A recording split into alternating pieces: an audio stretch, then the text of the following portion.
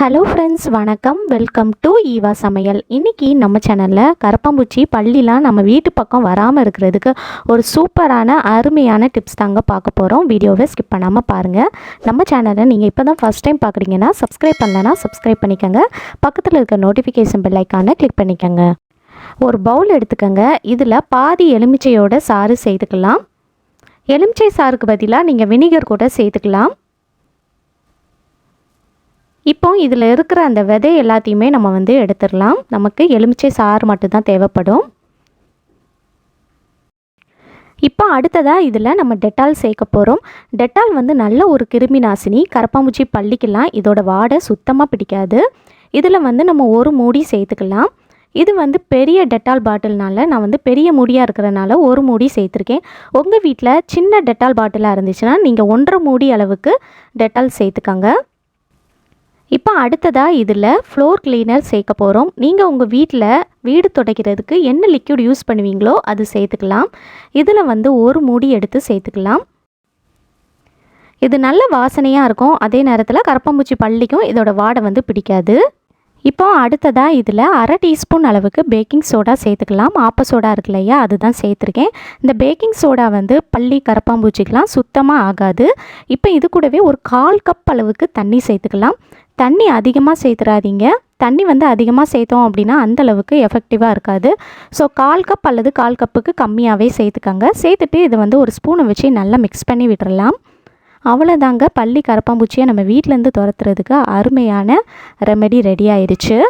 இப்போ அடுத்ததாக நான் இந்த மாதிரி ஒரு காட்டன் பஞ்சு எடுத்திருக்கேன். இதை இந்த மாதிரி சின்ன சின்ன பீஸாக எடுத்து நம்ம ரெடி பண்ணி எடுத்த லிக்யூடில் சேர்த்து இந்த மாதிரி நல்லா உருட்டி எடுத்துக்கோங்க.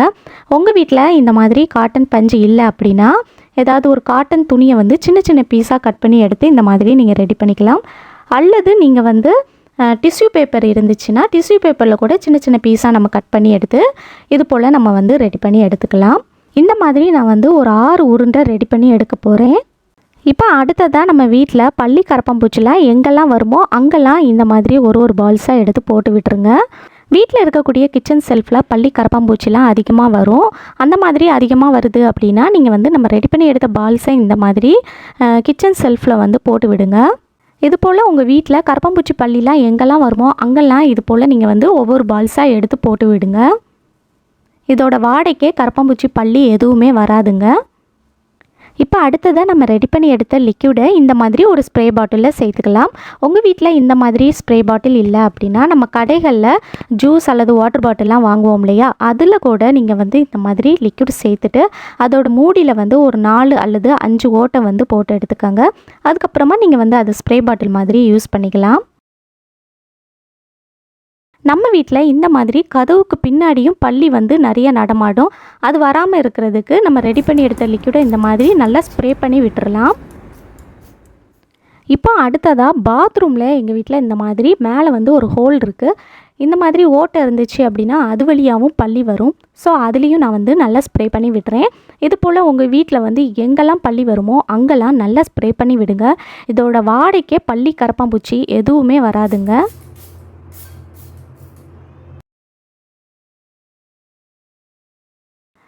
இப்போ அடுத்ததாக நம்ம வீட்டு பாத்ரூமில் இருக்கிற சிங்க் இருக்கு இல்லையா, அதில் இருக்கிற ஓட்டை வழியாகவும் கரப்பாம்பூச்சி நைட்டு வெளியே வரும். அது வராமல் இருக்கிறதுக்கு இதுக்குள்ளேயும் நம்ம நல்லா ஸ்ப்ரே பண்ணி விட்டுறலாம். சிங்கில் இந்த மாதிரி ஒரு ஹோல் இருக்கும், அதுக்குள்ளேயும் நல்லா ஸ்ப்ரே பண்ணி விடுங்க. இது வழியாகவும் கரப்பாம்பூச்சிகள்லாம் வெளியே வரும். இப்போ அடுத்ததாக நம்ம கிச்சன் சிங்கில் இருக்கிற ஓட்டைக்குள்ளேயும் நல்லா ஸ்ப்ரே பண்ணி விட்டுடலாம். நைட்டு நீங்கள் பாத்திரம்லாம் நல்லா தேய்ச்சிட்டு கிச்சன் சிங்க் நல்லா க்ளீன் பண்ணதுக்கப்புறமா இந்த மாதிரி கிச்சன் சிங்க் ஓட்டை வழியாக நீங்கள் இந்த மாதிரி நல்லா ஸ்ப்ரே பண்ணி விடுங்க. இதோட வாடைக்கு கரப்பாம்பூச்சி இது வழியாக வரவே செய்யாதுங்க. இப்போ அடுத்ததாக நம்ம வீட்டில் இருக்கிற ஸ்டவ் இருக்கு இல்லையா, அதுலேயும் பார்த்திங்கன்னா நைட்டு பள்ளி கரப்பாம்பூச்சிகள்லாம் நிறைய வரும்.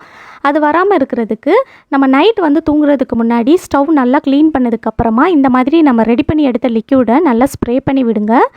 ஸ்ப்ரே பண்ணி விட்டுட்டு இது போல் ஒரு துணியை வச்சு நல்லா தொடச்சி எடுத்துருங்க. இதோட ஸ்மெல் அங்கே இருந்துக்கிட்டே இருக்கிறனால பள்ளி கரப்பாம்பூச்சி உங்கள் அடுப்பு பக்கம் வரவே செய்யாதுங்க. இப்போ அடுத்ததாக நைட்டு நேரத்தில் நம்ம வீட்டில் ஸ்டவ்வுக்கு அடியிலையும் பார்த்திங்கன்னா கரப்பாம்பூச்சி பல்லி நடமாட்டம்லாம் ஜாஸ்தியாக இருக்கும் இல்லையா, அது இல்லாமல் இருக்கிறதுக்கு நம்ம ரெடி பண்ணி எடுத்த உருண்டை இருக்கு இல்லையா, அதாவது ஸ்பாஞ்சில் வந்து டிப் பண்ணி எடுத்துருந்தோம் இல்லையா, அதை வந்து இந்த மாதிரி 2 உருண்டையை வந்து போட்டு விடுங்க. இந்த மாதிரி நம்ம செய்கிறதுனால இதோட வாடைக்கு நம்ம வீட்டு பக்கம் கரப்பாம்பூச்சி பல்லி எதுவுமே வராதுங்க. கண்டிப்பாக ட்ரை பண்ணி பாருங்கள். உங்கள் வீட்டில் செவருக்கு மேலே பல்லி நடமாட்டம் ஜாஸ்தியாக இருந்துச்சு அப்படின்னா, ஒட்டடக்குச்சி உங்கள் வீட்டில் இருந்துச்சுன்னா அந்த ஒட்டடக்குச்சியில் வந்து நீங்கள் வந்து ஒரு சாக்ஸ் வந்து பழைய சாக்ஸ் இருந்தால் அதை போட்டு விட்டுருங்க.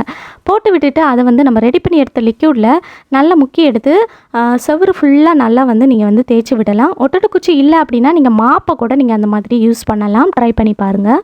இந்த மாதிரி நம்ம செய்கிறதுனால இதோட வாடைக்கு நம்ம வீட்டு பக்கம் கரப்பாம்பூச்சி பல்லி எதுவுமே வராதுங்க. கண்டிப்பாக ட்ரை பண்ணி பாருங்கள். இது ரொம்பவே எஃபெக்டிவாக இருக்கும் ஃப்ரெண்ட்ஸ். கண்டிப்பாக ட்ரை பண்ணி பார்த்துட்டு உங்கள் ஃபீட்பேக் கமெண்ட் பண்ணுங்கள். இந்த டிப் உங்களுக்கு பிடிச்சிருந்துச்சுன்னா லைக் பண்ணிக்கோங்க. உங்கள் ஃப்ரெண்ட்ஸ் கூடயும் ஃபேமிலி மெம்பர்ஸ் கூடயும் ஷேர் பண்ணிக்கோங்க. நம்ம சேனலை சப்ஸ்கிரைப் பண்ணலைன்னா சப்ஸ்கிரைப் பண்ணிக்கோங்க. தேங்க்யூ.